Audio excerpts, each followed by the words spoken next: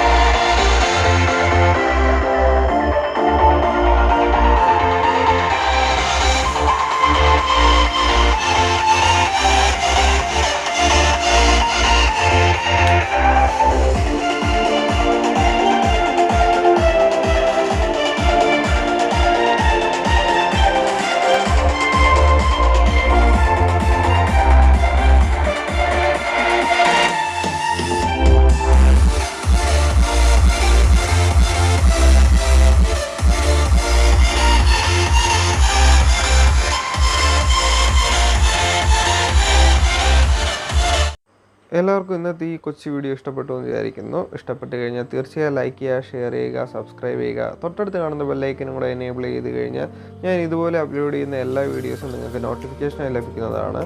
നിങ്ങൾക്ക് ഇതുപോലെയുള്ള ആംപ്ലിഫയറോ ഫുൾ കിറ്റുകളോ നിങ്ങൾക്ക് സ്വന്തമാക്കാൻ താല്പര്യമുണ്ടെങ്കിൽ തീർച്ചയായും എനിക്ക് മെസ്സേജ് ചെയ്യാം. ഞാൻ എൻ്റെ നമ്പർ ഈ ഡിസ്ക്രിപ്ഷനിൽ കൊടുത്തിട്ടുണ്ട്, ഈ വീഡിയോയുടെ ഡിസ്ക്രിപ്ഷനിൽ ഞാൻ കൊടുത്തിട്ടുണ്ടായിരിക്കും. നിങ്ങൾക്ക് പുതിയ ആംപ്ലിഫയറും സ്പീക്കേഴ്സും സ്വന്തമാക്കാം. അപ്പോൾ അടുത്തൊരു വീഡിയോയിൽ കാണുന്നവരേക്കും ബൈ.